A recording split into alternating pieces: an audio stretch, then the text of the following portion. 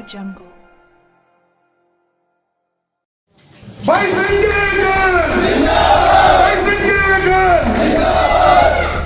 इसी कड़ी में गौतम जी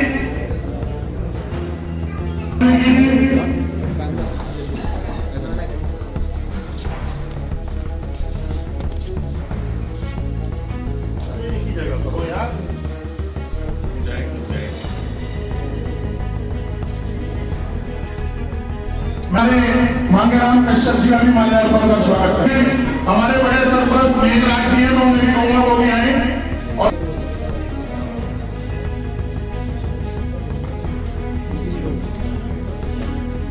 नरेश कुमार भाटिया जी वो भी आए और विधायक जी का माल्यार्पण।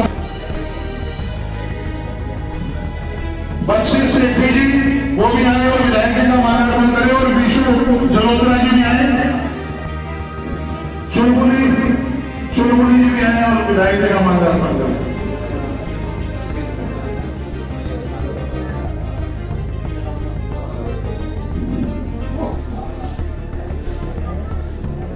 इसी कड़ी में मैं राजकुमार वाल्मीकि जी को कहूंगा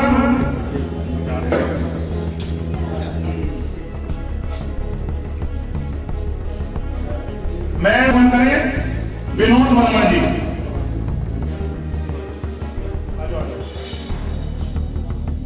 भाई संजय भाई आवाज आ रही है, मजा आएगा। भाई संजय अखिलेश यादव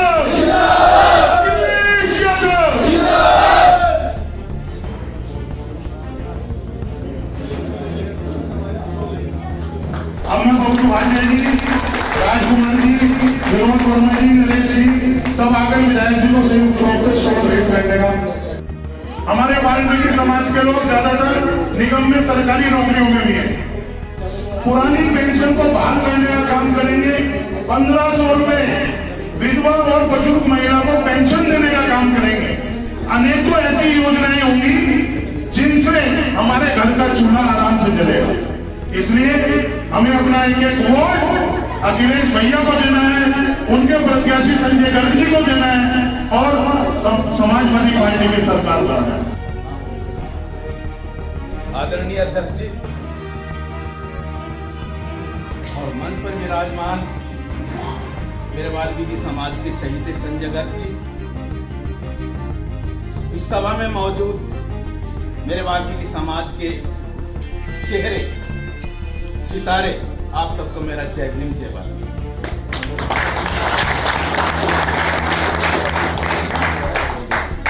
आज चुनावी सभा में मैं एक बात कहूंगा। आज की चुनावी सभा सपा की ओर से बुलाई गई है और किसे हमें वोट करना है इसलिए बुलाई गई है, क्यों हमें वोट करना है ये बुलाई गई, किसे हमें वोट नहीं करना इसलिए भी बुलाई गई। भाई संजय गर्ग आप सबके चाहते हैं, आप मानते हैं, जानते हैं कि इनकी तरफ से इनके दरवाजे से कभी कोई नाउम्मीद होकर के नहीं आया। अब सवाल है कि हम समाज बहुजन वाल्मीकि समाज बीजेपी को क्यों हराने का काम कर रहे हैं। वाल्मीकि समाज के सभी युवाओं मेरी बात सुनो। अटल जी ने सर्वप्रथम आपकी कमर में अगर छुरा घूमता था तो वो पहला चेहरा था अटल बिहारी वाजपेयी, जिन्होंने पेंशन समाप्त की। दूसरा चेहरा आडवाणी थे, नहीं सॉरी कल्याण सिंह जी थे, जिन्होंने सरकारी नौकरी के बजाय आपको डेली वेज में लगाने का काम किया था। तीसरी बार सरकार आई, उन्होंने डेली वेज संविदा सबको हटा करके आपको ठेके पे लाने का काम किया है। मात्र 8,000 रुपए में, मात्र 8,000 रुपए में आपसे दुनिया का सबसे घृणित काम कराया जा रहा है। दुख तो इस बात का भी है कि किसी भी विपक्षी पार्टी ने ये नहीं कहा कि दुनिया का सबसे घृणित काम कराया जाता है, लेकिन आप इन्हें ठेकेदारी पर न रखें, इनकी नौकरियों को समाप्त न करें। ये नाराजगी हमारी भाजपा से है। पैर धुलवाए जाते हैं एक सफाई कर्मचारी के, पेट पर चोट मारी जाती है पूरे वाल्मीकि समाज के। आप बताएं, एक आदमी अगर प्रधानमंत्री किसी के घर खाना खा ले, बाबूजी मीडिया चक्कर लगाता है उस घर के। अगर वो सच में वाल्मीकि था तो मीडिया ने उसका इंटरव्यू आज तक क्यों नहीं लिया? किस गांव से था, किस बस्ती से था, वो वाल्मीकि था भी या नहीं था? मेरा यह मानना है कि मेरे समाज को बेवकूफ बनाने का काम किया। अब बात आती है समाजवादी पार्टी। सर्वप्रथम हिंदुस्तान आजाद होने से लेकर के लास्ट तक हम वोट कांग्रेस को देते चले आए, लेकिन माननीय मुलायम सिंह जी ने वाल्मीकि जयंती का अवकाश घोषित करने का काम सर्व पहले किया। एक और घोषणा की थी उन्होंने कि सफाई कर्मचारी महिलाएं अपने बच्चों को तैयार करके 8 बजे तक ड्यूटी पा सकती है, सब बच्चों को स्कूल भेज कर। ये भी मेरे समाज के लिए बहुत अच्छी बात है। अब बात फिर वही आती है कि हम किसको चुने। जिस प्रदेश के सबसे ऊंचे मुखिया के दिमाग में सबसे नीची पैड़ी पे काम करने वाले आदमी का नाम रहा, बहुत बड़ी बात है। तो मैं आप सबसे निवेदन करूंगा कि आप बहुतायत में जरूरत से ज्यादा समय दे करके लोगों को घरों से निकाल करके साइकिल का बटन दबाएं। भाई संजय घर को जिताएं।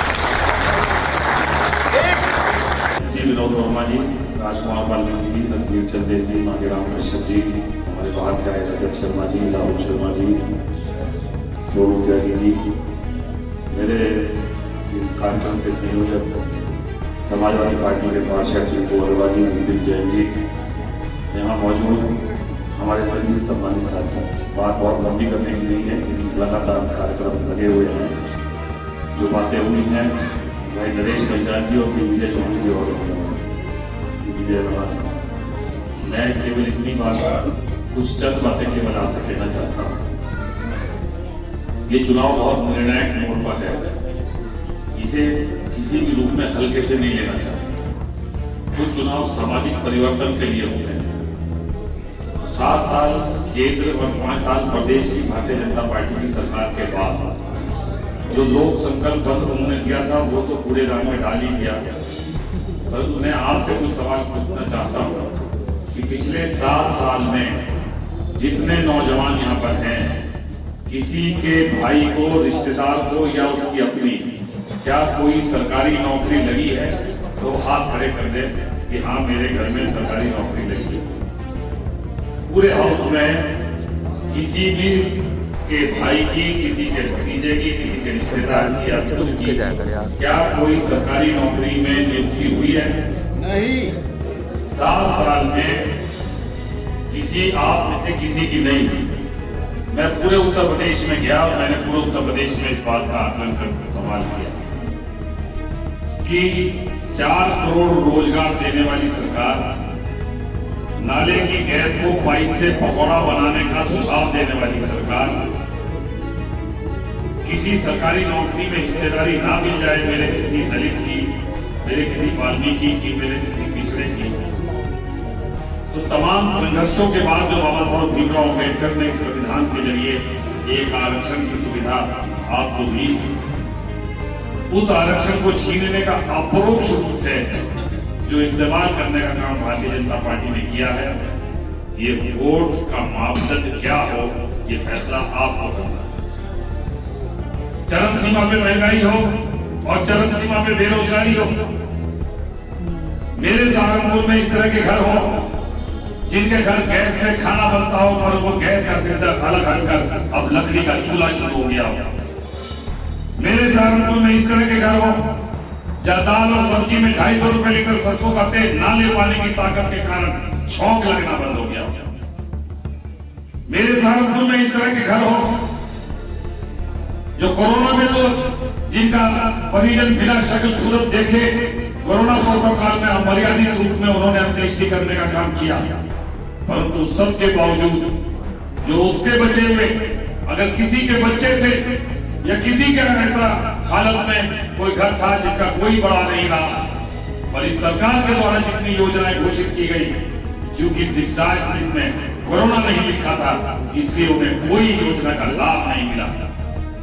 और इन तमाम चीजों के आधार पर जो मापदंड हम तय करें, हमारा मापदंड ये ना हो और हमारा मापदंड नफरत हो जाए, धर्म हो जाए, हमें मुसलमान के नाम से खौफ ज्यादा किया जाए और उसके आधार पर हमारा वोट लेने की बात की जाए, तो बात 1 साल 2 साल की नहीं, 7 साल के इस लंबे इतिहास में आपके वोट की हकीकत को इन्होंने केवल लूटने का काम किया। ये ध्रुवीकरण के आधार पर, नफरत के आधार पर समाज को बांटकर आपकी जेब में टाका डालकर केवल 1% उन धन कुबेरों को फायदा पहुंचाना चाहते हैं जिनके आधार पर ये दुनिया की सबसे अमीर पार्टी बने।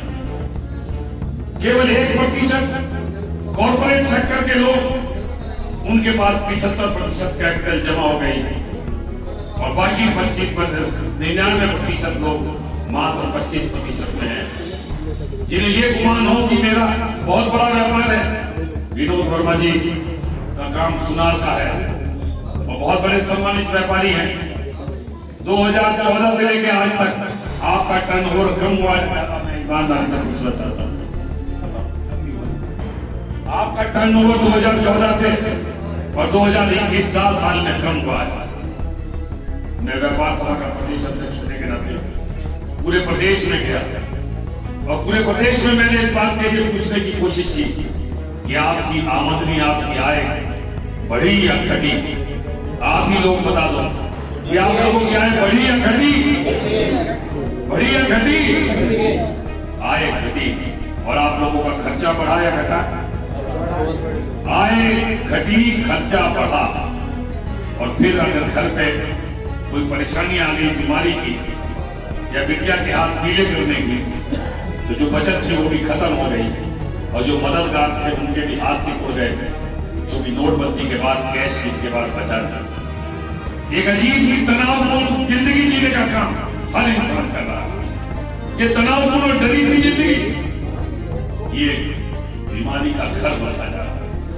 हर इंसान, कोई शुगर का, कोई ब्लड प्रेशर का, कोई मानसिक अवसाद का, आप जाकर देखिए मानसिक रोगियों के डॉक्टर क्या ये बीमार भारत बनाना चाहते हैं। मानसिक रोगियों के आधार पर डिप्रेशन में इंसान जा रहा है। कैसे होगा हिंदुस्तान का स्वस्थ भारत के जरिए या बीमार भारत के? ये होना चाहिए आपका मानना। सरकारी नौकरियों में आपकी हिस्सेदारी ना मिले और इस आधार पर बेइज्जत करने का काम किया जाए, अपरोक्ष रूप में आपका आरक्षण खत्म करने का काम हो, बहुत चुप बैठे हैं। कितनी कुर्बानियों के बाद मिला था और उसे बरकरार भी रखने का काम न कर सके। 26 जनवरी 1950 से पहले का भारत और 26 जनवरी 1950 के भारत बाद का भारत।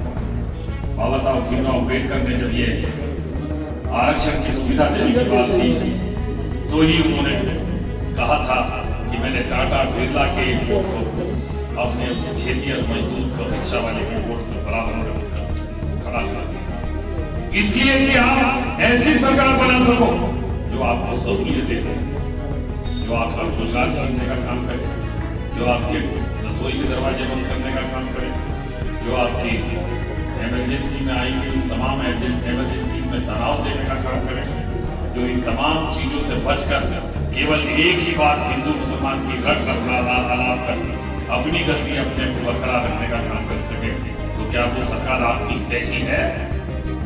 क्या फिर दोबारा हम इसी आधार पर बंटने का काम करेंगे? और किस तरह के झूठे मैसेज आप लोगों के मोबाइल पे आते हैं और बड़े बड़े नेता उकसाते हैं कि अगर कुछ गलत भी लिख दो और झूठा इतिहास बता दो तो क्या है? क्या है मैसेज? अगर बीजेपी हार जाएगी तो मुसलमान आ जाएंगे, मुगलों का राज हो जाएगा, गुंडागर्दी बढ़ जाएगी। इसके अलावा कुछ और है बनने वाला? ये चुलबुली बैठा बता भाई, चुलबुली है, चुलबुली तो लाओ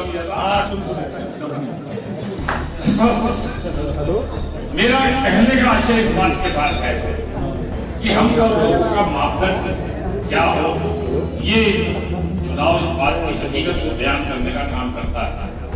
7 साल 2014, 2017, 2019 और 2019 के बाद 2020 में इस मेयर का चुनाव, किसे वोट किया हमने और क्या किया उन्होंने? जैसे किसी टोल टैक्स का ठेका दे देते हैं ना, इस तरह तो निगम का ठेका दे दिया तुमने किसी का टैक्स को। कोई और दूसरा काम नहीं है।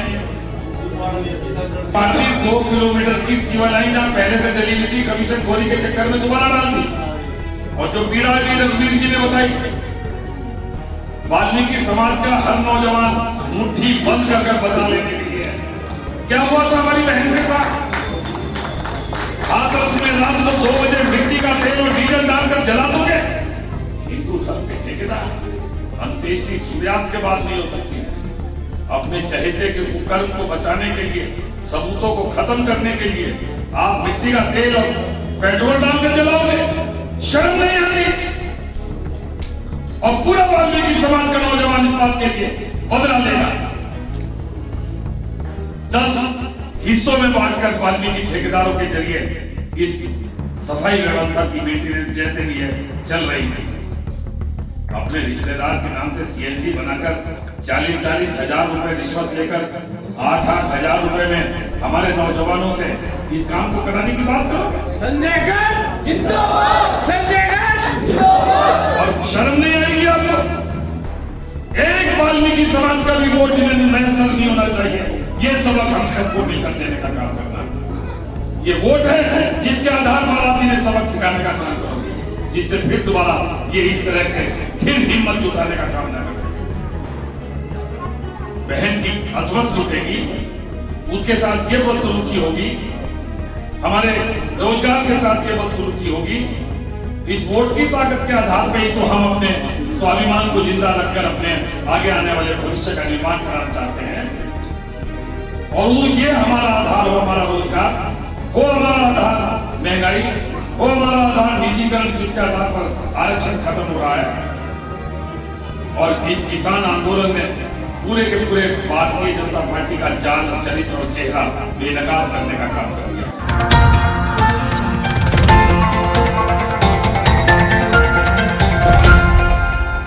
Audio Jungle.